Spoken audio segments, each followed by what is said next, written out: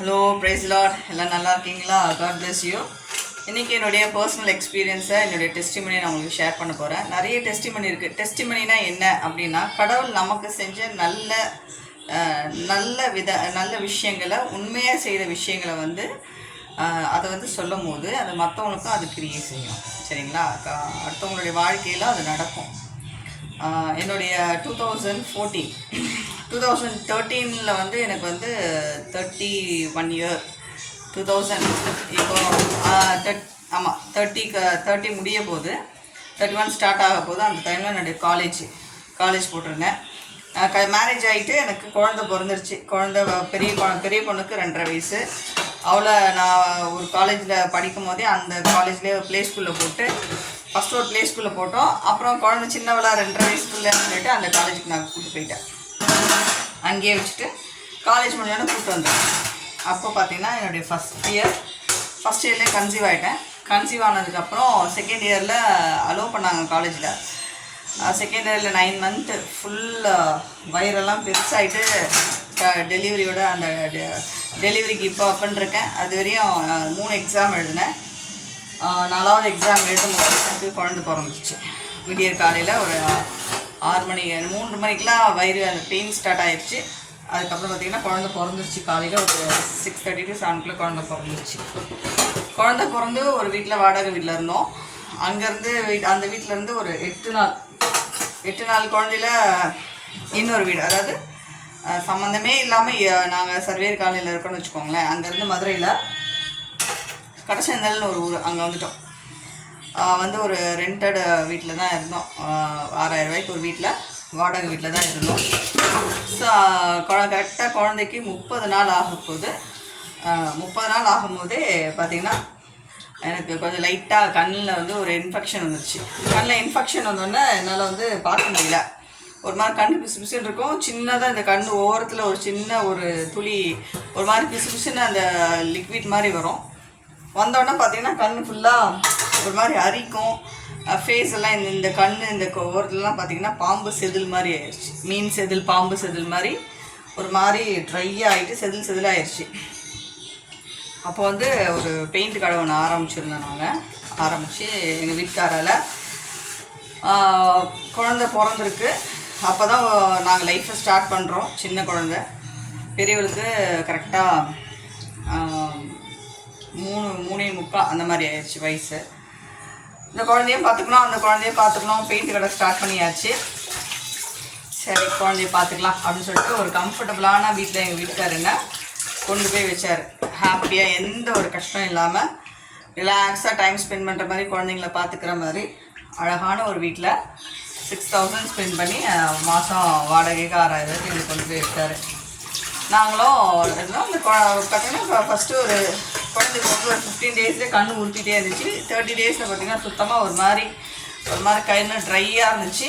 ரொம்ப ட்ரையாக இருந்துச்சு. குழந்தைய கவனிக்க முடியாமல் கஷ்டப்பட்டேன். அதுக்கப்புறம் பார்த்திங்கன்னா கரெக்டாக எனக்கு ஒரு 30-31 நாளுக்கு அப்புறம் பார்த்திங்கன்னா கண் சுத்தமாக தெரியல.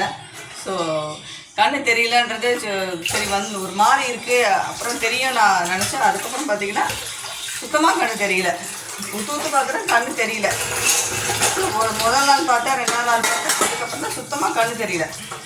அதுக்கு முன்னாடி கரெக்டாக எப்படின்னா, இது டெஸ்டிமனியில் என்னென்னா, மோகன் சி லாசரஸ்னு ஒரு பாஸ்டர், அவருடைய மெசேஜ் ஜூன் 14க்கு 2014 ஜூனில் மதுரைக்கு அவருடைய மீட்டிங் மதுரையில் நடந்துட்டு இருந்தது. குழந்தைக்கு நான் உட்காந்து ஃபீட் பண்ணிட்டுருக்கேன். ஏன்னா நான் ப்ரேயர் மீட்டிங்னால் நான் போயிடுவேன். எங்கே ப்ரேயர் வந்தாலும் நான் போயிடுவேன். என்னால் போக முடியல. ஆனால் அந்த குழந்தைய வச்சுட்டு நான் அந்த இது பார்த்துட்டே இருந்தேன்.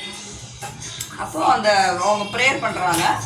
அப்போ 2 பேர் யுத்த ஜபம்னு சொல்லிட்டு ஒன்று ப்ரேயர் பண்ணுறாங்க. அந்த யுத்த ஜபம் ப்ரேயர் நான் என்ன பண்ணேன், அது வரையும் குழந்தைக்கு ஃபீட் பண்ணிக்கிட்டே அந்த இதை பார்த்துட்டு டிவியில் பார்த்துட்டு அதுக்கப்புறம் நான் என்ன பண்ணேன்னா ப்ரஷ் பண்ணிக்கிட்டே கண்ணாடி கிச்சன் பக்கத்தில் ஒரு கண்ணாடி இருக்குது. அந்த கண்ணாடியை பார்த்துட்டே பல்லு தேய்ச்சிட்டு அப்படியே பார்த்துக்கிட்டே இருக்கேன். குழந்தை படுத்துட்ருக்கு. பார்த்தா அந்த டிவியில் நடக்கிற ப்ரோக்ராம் பார்த்துக்கிட்டே அப்படியே பல் தேய்ச்சிக்கிட்டே இருக்கேன். கொஞ்சம் நேரம் கழித்து பார்த்தீங்கன்னா அந்த அவங்க ப்ரேயர் பண்ணுறாங்க, அவங்க ப்ரேயருக்கு பண்ணுற அந்த 2 பேர் ப்ரேயர் பண்ணுறவங்க அதுக்கு பின்னாடி அந்த ஸ்க்ரீனுக்கு மேலே வந்து பார்த்திங்கன்னா தலையில் ஷால் போட்டு ஒயிட் அண்ட் ஒயிட்டில் ஒரு உருவம், இந்த இடத்துல ஆணி அடித்து அந்த உருவம் அப்படியே கையை விரிச்சிட்டு அப்படியே அந்த அவங்க 2 பேர் ப்ரேயர் பண்ணுறதுக்கு பின்னாடி அவங்க தலைக்கு மேலே இருக்குது அப்படின்னு நான் பார்க்குறேன். ஒருவேளை இந்த டிவியில் சில ப்ரேயர்லாம் வந்து ப்ரேயர் பண்ணும்போது பார்த்திங்கன்னா சில ஜீசஸோட ஃபோட்டோஸ் காமிப்பாங்களே, அந்த மாதிரி நினச்சி நானும் என்ன பண்ணேன், அது மாதிரி தான் நினச்சிட்டு நான் இருக்கேன். அப்புறம் பார்த்தா ஒரு செகண்டு அப்படியே பல்லு தேய்ச்சிட்ருக்கேன். எனக்கு பல்லு தேய்ச்சிட்ருக்கேன், எனக்கு பின்னாடி ஜீசஸ் வந்து இப்படி கையை வச்சுட்டு இந்த ஒரு அந்த உருவம் அப்படியே தெரியுது.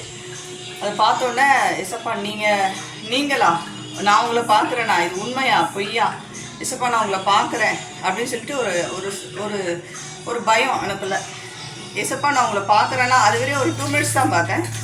இசப்பா நான் உங்களை பார்க்குறேன் அப்படின்னு சொல்லிட்டு அப்படியே பார்த்துட்டே இருக்கேன். இசப்பா ஷால் போட்டு கையில் ஆணி அடித்து அந்த கரம் எனக்கு பின்னாடி அப்படியே அந்த உருவத்தை பார்த்த உடனே எனக்கு அப்படியே சொல்ல முடியல. உடனே நான் என்ன பண்ணுறேன், ஃபோன் எடுத்து எங்கள் வீட்டுக்காரோட தாய் மாமா ஒய்ஃப்க்கு ஃபோன் பண்ணுறேன். மாமா நான் ஜீசஸ் பார்த்தேன். அப்படியாம்மா எப்படின்னா அப்போ நான் சொல்கிறேன் இந்த மாதிரி ஏசப்பா நான் பார்த்தேம்மா அப்படின்னு சொன்னோன்னே அப்படியே அவங்க பேசிட்டு விட்டாங்கன்னா எனக்கு அந்த ஒரு இதுவே இருந்துச்சு. அன்றைக்கி ஈவினிங் பார்த்திங்கன்னா ஒரு கண்ணு மட்டும் ரெட்டாக ஆயிடுச்சு. அதுக்கப்புறம் கொஞ்ச நாள் ஒரு 2 நாள் கழிச்சு பார்த்திங்கன்னா இன்னொரு கண்ணு ரெட் ஆயிடுச்சு. அப்புறம் கண்ணில் பார்த்திங்கன்னா நம்ம கண்ணுக்குள்ளே மண் கொட்டினா எப்படி நரன்னு இருக்கும், அந்த மாதிரி கண் வந்து ஒரு இரிட்டேஷன் இருந்துச்சு. எனக்கு இரிட்டேஷன் ஆச்சு, கண்ணை மூட முடியல, கண்ணு ஃபுல்லாக ரெட்டாக நரம்பு தூக்கிடுச்சு. என்னால் பார்க்க முடியல, அப்படியே ஒரு மாதிரி டிஸ்டர்பன்ஸு டென்ஷன் இதே ஆச்சு. அதுக்கப்புறம் சுத்தமாக பார்க்க முடியல. இவர் என்னென்னா பெயிண்ட் கடையில் அவருக்கு கொஞ்சம் பெயிண்ட் கடை புதுசாக ஆரம்பிச்சு கொஞ்சம் அந்த டென்ஷன்லாம் இருந்துச்சு. அப்போ எங்கள் வீட்டில் ஒரு 1 month மட்டும் வேலை பார்க்கறதுக்காக ஒரு அக்காவை கூப்பிட்டுருந்தோம். அப்போ அந்த அக்காவை கூப்பிட்டு எனக்கு கண்ணு தெரியல, என்னால் பார்க்க முடியல, ஒன்றுமே தெரிய மாட்டேங்குது சொல்லி அழுதோடனே அப்புறம் எங்கள் வீட்டுக்கார் வாசனைக்கார் கூப்பிட்டு போனாங்கன்னா வாசனைக்கார் போகிறோம். வாசனைக்காரில் போய்ட்டு என்னை செக் பண்ணி பார்த்துட்டு அவங்க சொல்லுவாங்க கண்ணில் வந்து வைரஸ் வந்துடுச்சு. கண்ணில் வைரஸ் வந்தது அதுக்கப்புறம் அவங்களுக்கு வந்து ஒரு 1 lakh 1.5 lakh ஸ்பெண்ட் பண்ணால் கூட உங்களுக்கு மறுபடியும் அந்த விஷயம் வருமா என்னன்னு தெரியல அப்படின்னு சொல்லிட்டு அந்த கண் பார்வை ரொம்ப கம்மியாயிடுச்சு, அவங்களுக்கு பார்க்க முடியாது அப்படின்னு சொன்னோன்னே அந்த வாசனைக்கார் வாசல்லே, அதாவது உள்ளேருந்து வெளியே வரலை, அந்த ரிசப்ஷன்லேயே நின்று கழிச்சு அழுகுறேன். ஏன்னா கை குழந்தை அப்படியே அழுகுறேன். ஐயோ எனக்கு கண் பார்வையே தெரியாதுன்னு சொல்கிறாங்களே டாக்டரு, நான் கையில் குழந்தை வச்சுருக்கேனே, 2வது குழந்தை, இந்த குழந்தைய நான் எப்படி பண்ணுவேன் அப்படின்னு சொல்லி. ஏன்னா கொஞ்சமாவது கண் பார்வை இல்லை, கண் பார்வை சுத்தமாக தெரியல. என் வீட்டுக்கார கைப்பிடிச்சு தான் கூப்பிட்டு வராங்க. உடனே எங்கள் வீட்டில் எங்கள் அக்காவுக்கெலாம் ஃபோன் பண்ணி எனக்கு கண் பார்வை தெரியலன்னு சொல்லி அப்படியே அழுகுறேன், சுத்தமாக கண் தெரியல அப்படின்னு சொல்லிட்டு. அப்புறம் வந்தாங்க மாறி அக்கா தங்கச்சி எல்லாம் வந்து மாற்றி ஒரு இவங்க ஒரு 1 week அவங்க ஒரு 1 week அப்படி மாறி வந்து தங்கினாங்க. அப்போ பார்த்தீங்கன்னா சுத்தமாக குழந்தைக்கு ஃபீட் பண்ண முடியல, என்னால் சாப்பிட முடியல, ஸ்மூத்தாக இருக்க முடியல. இன்னொரு குழந்தைக்கு 3.5 வயசு 4 வயசு கிட்ட ஆக போகுது. இப்படி ஒரு சூழ்நிலையில் இருக்கும் போது நானும் 1 நாள் 2 நாள் 3 நாள் பார்த்தேன். அதுக்கப்புறம் பார்த்தா கண்ணு உள்ள புழு குடையிற மாதிரி குடையுது. கண்ணு உள்ள ஒரு புழு எப்படி குடைஞ்சா எப்படி இருக்குமோ அந்த மாதிரி குடையுது. கண்ணுக்குள்ளே மேலே மண்ணு கொட்டினா எப்படி இருக்கும், கண்ணை மூடவும் முடியல, கண்ணை திறக்கவும் முடியல, தூக்கமும் வரல. அவ்வளோ கஷ்டப்பட்டேன். பார்த்தீங்கன்னா சுத்தமாக விஷயனே தெரியல, விஷயம் தெரியாமல் ரொம்ப கஷ்டப்பட்டேன். விஷயம் அப்போ தான் கண்ணு தெரியாதவங்களோட கஷ்டம் எனக்கு தெரிஞ்சுது. சுத்தமாக எனக்கு விஷயனே தெரியல, அவ்வளோ கஷ்டப்பட்டேன். அப்போ தான் நான் என்ன பண்ணேன் தெரியுமா, ஏசப்பா என்ன நீங்கள் எடுத்துக்கோங்க, போதும் எனக்கு இந்த லைஃப் போதும். ஏன்னா இந்த வழியோட நான் வந்து உங்களை பார்க்கணும்னு நினைக்கவே இல்லை. நீங்கள் என் கண் முன்னாடி வந்துட்டீங்க, நான் உங்களை பார்த்தேன். எனக்கு கண் பார்வை போயிடுச்சு, நான் இனிமேல் எப்படி நான் என் பிள்ளைங்களை நான் இது பண்ணுவேன். எனக்கு சுத்தமாக கண் பார்வையே தெரியல, நான் எவ்வளோ கஷ்டப்படுறேன் ஏசப்பா. நான் அவ்வளோ அப்படியே கண்ணு பார்த்தீங்கன்னா மீன் செதில் மாதிரி இருக்கும், கண்ணு ஃபுல்லாக மீன் செதில் மாதிரி இருக்கும். ரொம்ப கஷ்டப்பேன் அந்த இப்போ கூட அதை நினைக்கும்போது கஷ்டமாக இருக்குது. எனக்கு இவ்வளோ கண் பார்வை தெரியாது, நான் இவ்வளோ கஷ்டப்படுறேனே, நான் எப்படி ஏசப்பா குழந்தைங்களை வளர்க்குறதுன்னு சொல்லிட்டு தேம்பி கத்தி அழுகுறேன். எங்கள் அக்காலாம் வந்துட்டாங்க, அக்கா தங்கச்சிலாம் வந்து ஒரு மாற்றி இங்கே ஸ்டே பண்ணிட்டு போனாங்க. அந்த டைமில் எங்கள் வீட்டுக்காரர் எனக்கு ரொம்ப நல்லா பார்த்துக்கிட்டார். பிஸ்னஸ் டென்ஷனு, குழந்தை வேற பிறந்திருக்கு, எங்கள் அப்பா அம்மா இல்லை எனக்கு. என் அப்பா அம்மா இருந்து என்னை எப்படி பார்ப்பாங்களோ அந்த மாதிரி எங்கள் அம்மா வீட்டுக்கு போன ஒரு ஃபீல் வந்து எங்கள் வீட்டுக்காரர் இன்னொரு வீட்டில் ஒரு வாடகை வீட்டில் கொண்டு வந்து வைக்கும் போது அந்த ஃபீல் இருந்துச்சு. ஏன்னா அவ்வளோ நல்லா பார்த்துக்கிட்டாரு என்ன, ஒரு ஆண் ஆனால் அவ்வளோ நல்லா பார்த்துக்கிட்டாரு என்ன.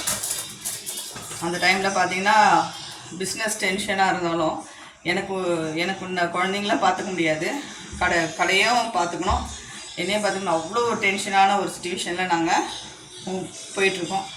அப்போ தான் ஒரு நாள் நான் அழுதேன், ஏசப்பா இந்த உலகத்தில் நான் வாழற வரையும் நீங்கள் எனக்கு மறுபடியும் ஒரு ஜீவன் கொடுத்தீங்கன்னா நான் இந்த பூமியில் இந்த மண்ணுக்கு கீழே எவ்வளோ வாழ்ந்து இந்த மண்ணுக்குள்ளே போகிற வரையும் என்னுடைய சாட்சியை நான் சொல்லுவேன். நீங்கள் எனக்கு மறுபடியும் எனக்கு கண் பார்வை தாங்க ஏசப்பா அப்படின்னு சொல்லிட்டு அழுகுறேன். ஏன்னா ஒரு கட்டத்தில் என்னால் தாங்க முடியாமல் அழுகுறேன். ஏன்னா அவ்வளோ ஒரு கண்ணெல்லாம் எப்போவுமே ரெட் ஆகிட்டு சுத்தமாக கண் ஃபுல்லாக நரம்பாக ஆகிட்டு கண் பார்வை சுத்தமாக இல்லாமல் டாய்லெட் போக கஷ்டம்.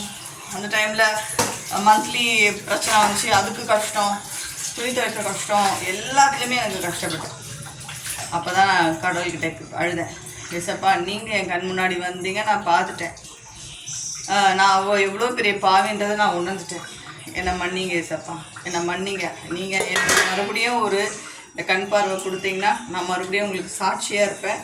நான் உங்ககிட்ட வந்து சேர்ற வரையும், இந்த பூமிக்குள்ளே நான் என் உடம்பு போகிற வரையும், நான் என் உயிர் இருக்கிற வரையும் நான் இதை ஒரு சாட்சியாக சொல்லுவேன் அப்படின்னு சொல்லிட்டு நான் கமிட் பண்ணேன். அப்புறம் ஏசப்பாவுக்கு ஒரு சேலஞ்ச் கொடுத்தேன்.